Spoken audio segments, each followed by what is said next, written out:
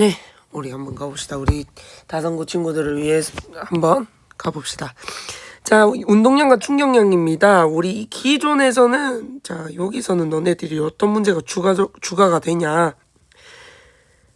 두 물체에서의 충돌이 나옵니다. 두 물체에서의 충돌. 자, 기존의 문제를 조금 봅시다. 기존에 같은 경우는 어떠한 A가 있었어. 그래서 얘가 운동량을 10만큼 움직이고 있었어. 근데 충격을 받아서 외부에서 A한테 힘을 줬다는 거겠죠? 그래서 운동량이 30이 됐다. 그러면 충격을 얼만큼 준 거예요? 20만큼 준 거겠죠. 네, 그래서 기존에서는 어떤 A가 달리고 있었어. 근데 외부에서 A한테 힘을 준 거야, 맞지? 외부에서 힘을 줘가지고 A가 운동량이 변했다. 그래서 이렇게 했었다. 근데 이제 너네들이 나오는 문제가 뭐냐면 두 물체가 나옵니다. 두 물체. 여기서는 외부의 힘이 안 나오고요. 외부 힘이 안 나오고 어떻게 문제 상황이 일어나나 이해를 하셔야 돼요. A가 있었어. 근데 얘가 떼굴 굴러가고 있었어. 떼굴. 어디를 향해서? B를 향해서. 여기 B는 정지하고 있었어요. 그래서 얘네들이 충돌을 했어. 그러면 시간이 지나면 A가 B한테 향하겠지. 그래서 이 둘이 충돌을 하겠죠. 진짜 충돌이 일어나겠지. A와 B가 충돌을 하겠죠. 그러면 어떻게 돼? B는 어떻게 될까? 앞으로 가겠죠. 맞죠? 얘 A 같은 경우는 앞으로 가겠지. 이렇게. 얘는 이렇게 갈 거다. 충돌을 받아서 얘와 얘가 충돌을 받아서 충격을 해서 한마디로 A가 B한테 충격을 주어서 힘을 가해서 얘가 움직이게 될 거다라는 거다. 움직이게 될 거다. 속도가 생긴다. 그러면 A, B가 있잖아. 운동량이 0이었는데 운동량이 생긴다라는 거지. 맞지? 네, 이런 상황에 대해서 조금 할 거다라는 거다. 그 전에 원리에 대해서 조금 아셔야 됩니다. 이 원리, 이 두 물체에서의 충돌에서의 원리가 어떤 원리가 사용되냐에 대해서 먼저 가봅시다. 작용과 반작용이 사용됩니다. 반작용 원리가 여기에서 일어난다라는 거야. 작용과 반작용. 이 작용과 반작용이 뭐냐면 어떠한 A가 물체에 힘을 가하면 동일한 크기의 힘을 반대 방향으로 받는 반작용이 존재한다.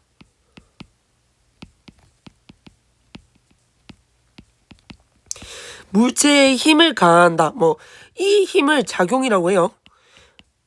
A가 B에게 힘을 가했어. 그럼 이걸 작용이라고 한다.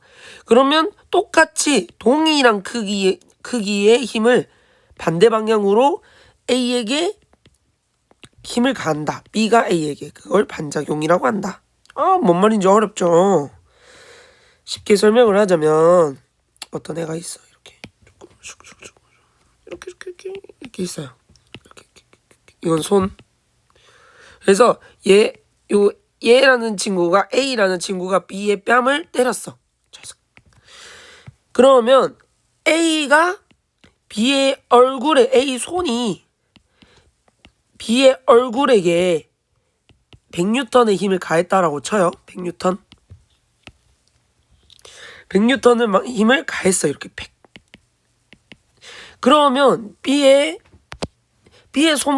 손바닥은 안 아플까? 아프겠죠, 맞죠? 왜? B의 얼굴이 동일한 크기 100N으로 반대 방향으로 B의 얼굴이 A의 손바닥을 때렸거든. 그러니까 A가 B의 얼굴을 때렸다면 B의 얼굴이 동일하게 B의 얼굴이 A의 손을 때렸다라고 생각할 수 있는 거지. 알겠죠? 그러니까 B의 얼굴이 A의 손을 동일하게 때린다라는 거예요. 그래서 이거를 작용이라고 하고요. 이거를 반작용이라고 한다. 그래서 반드시 작용이 있으면 반작용이 있다라는 거야. 그러니까 내가 내가 B의 얼굴을 때렸어. 그러면 내 손이 안 아플 수가 없다라는 거야. 왜? 동일하게 B의 얼굴이 내 손을 때리기 때문에. 그러니까 내가 B의 얼굴을 때린 거를 B의 얼굴이 나의 손을 때렸다라고 설명할 수 있는 것처럼 작용이 있으면 반드시 반작용이 존재한다라는 겁니다. 그리고 크기는 어떻고? 크기는 반드시 같아야 되고 힘의 크기는 작용의 힘과 반작용의 힘이 같아야 되고 방향은 반대다. 여기까지는 괜찮죠? 네, 괜찮죠. 자, 여기서만 좀만 더 추가해보자. A가 있잖아. B한테 100N의 힘을 2초 동안 힘을 가했대. 100N의 힘을 2초 동안 가했대. 이해했어? 2초 동안 가했대요. 2초 동안. 그러면 B의 얼굴은 A 얼굴한테 몇 초 동안 충격을 가한 거와 같지? 2초 동안 힘을 줬겠죠. 얘도 동일하게. 그러니까 A가 B의 얼굴을 2초 동안 줬는데 B의 얼굴이 A한테 같은 시간 동안 힘을 줬을 거 아니야. 맞죠? 충격을 준 시간도 동일하다. 충격 시간이 같을 거다. 맞닿아 있는 시간이 같을 거 아니에요. A의 입장에서도 B의 입장에서도. 맞지? 그러면 뭐도 같을까? 충격량도 같겠죠. 네, 여기서 중요합니다. 그래서 A의 작용 반작용 때문에 A와 작용 반작용으로 인해서 충격량이 얼마야? 200만큼 받았지. 그러면 A도 충격을 얼만큼 받았어? 200만큼 받는다라는 거야. 괜찮죠? 그래서 작용 반작용으로 인해서 A와 B의 만약에 충돌한 두 물체 사이에 충격량은 항상 같다라는 거야. 그러니까 두 물체의 작용 반작용으로 인해서 여기에서 작용으로 100N을 2초 동안 가있어. 맞지? 그러면 동일하게 반작용이 반드시 100N이 있어야 된다. 그리고 충돌 시간은 둘이 같다. 그렇기 때문에 A의 충격량과 B의 충격량이 어떻다? B의 충격량이 같다.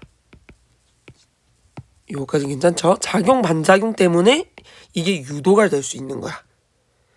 요거까진 괜찮죠? 그래서 우리는 뭘 쓸 거냐? 문제 풀이를 하면서 어떤 원리를 쓴다? 작용 반작용이 문제 풀이 원리는 결국 궁극적으로 두 물체가 충돌을 했어. A와 어디 했노? A와 B가 충돌을 했어. 그러면 궁극적으로는 뭐다? 작용 반작용으로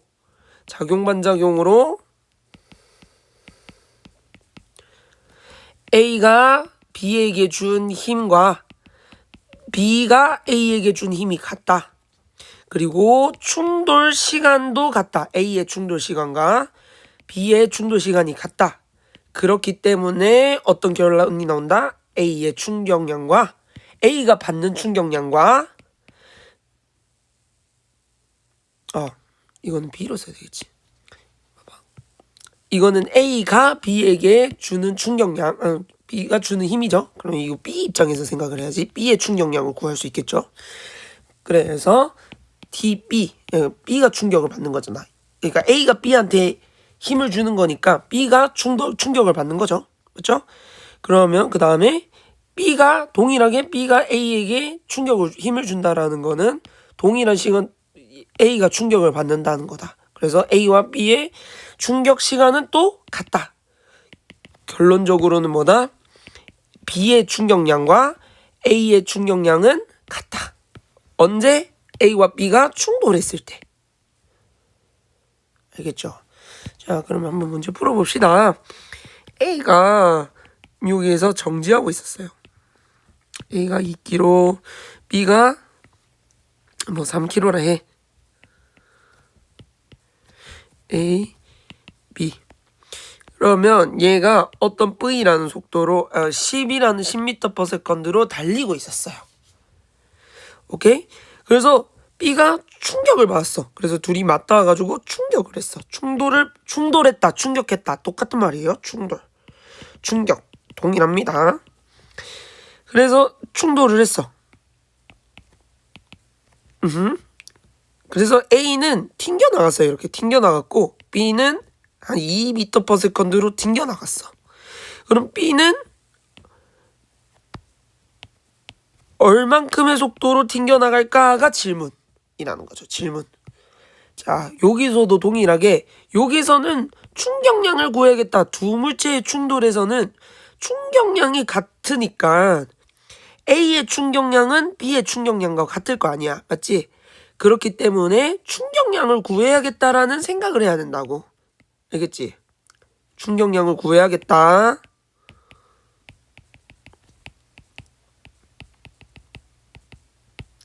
라고 생각을 했어요. 맞죠? 자, A의 충격량 같은 경우는 A 입장에서 같은 경우는 A가 운동량 얼마였어? 20이었는데 얘가 4가 됐지. 맞지? 운동량 적고 있는 거예요. 충격량 얼마야? 16. 이러시면 안 돼요. 방향 고려하셔야 되죠. 방향. 20인 걸 깎고 반대 방향으로 4만큼 보내야 되니까 충격을 얼만큼 받았어? 충격을 얼만큼 받은 거야? A가 24만큼 받은 거야. 맞지? 그러면 작용 반작용으로 A가 B한테 힘을 준 힘과 그 다음에 B가 A한테 준 힘이 같다. 그리고 둘이 충돌 시간이 같다. 그렇기 때문에 A의 충격량은 B의 충격량과 같다. 그럼 B의 충격량이 얼마라는 거야? 24라는 거죠. 맞죠? 그럼 B 같은 경우는 운동량이 얼마였어? 처음에 0이었어요. 운동량이 0이었어. 정지니까 B는 정지였으니까 B 같은 경우는 정지였다. 그랬더니 충격을 얼만큼 받았다? 얘는 24만큼 받았다. 그럼 B 난중 운동량 어떻게 돼요? 24가 되겠죠.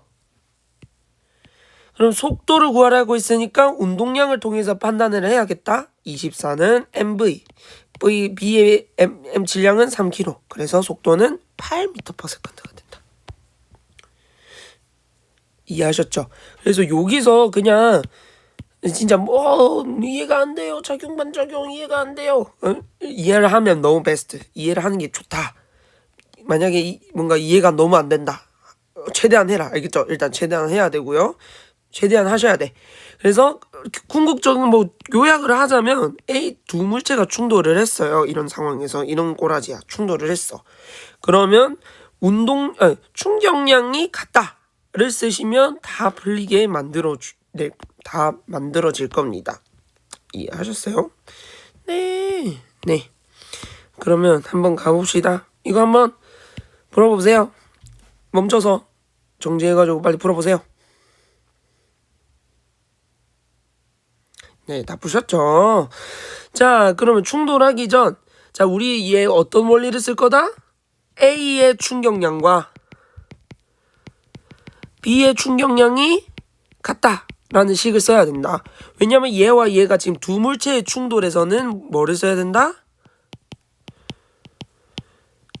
A의 충격량과 B의 충격량은 같다라는 식을 써야 된다.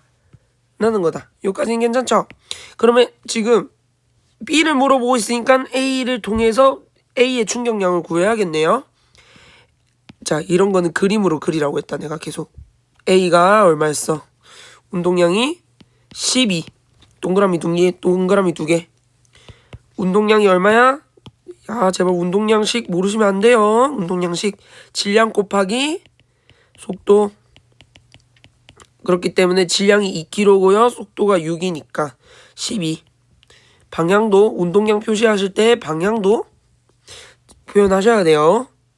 왜냐면 그 크기 값 자체가 달라져. 그래서 운동 후엔 충돌 후에는 충돌 전, 충돌 후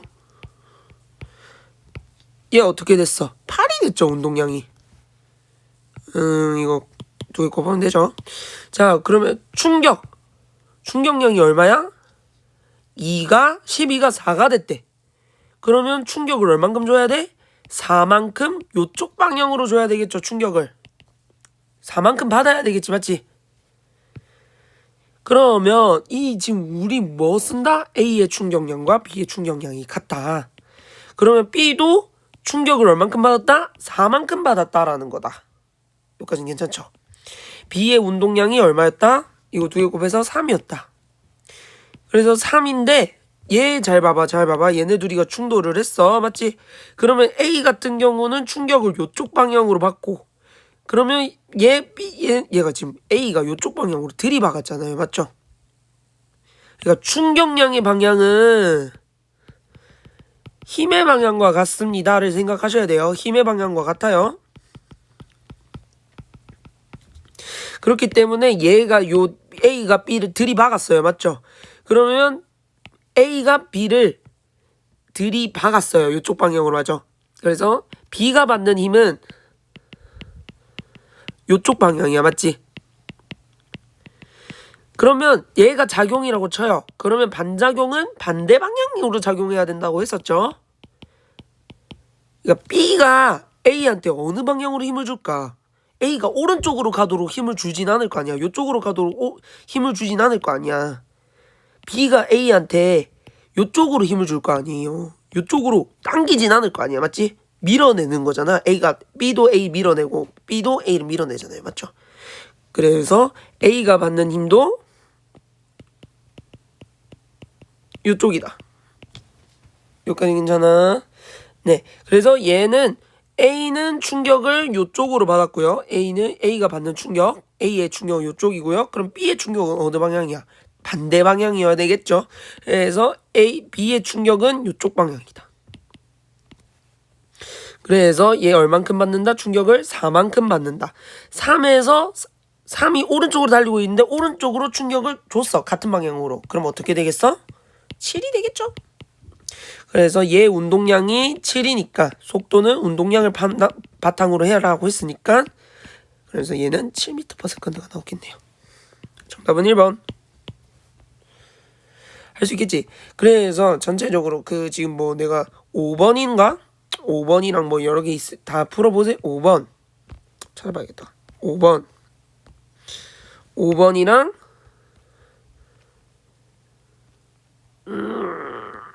어디있지? 여기 있다. 여기 있을 건데 20 몇 번이었는데 5번이랑 28번 반드시 꼭 풀어보셔야 됩니다. 알겠죠? 동일한 원리예요. 그래서 오늘 전체적으로 조금 요약을 하자면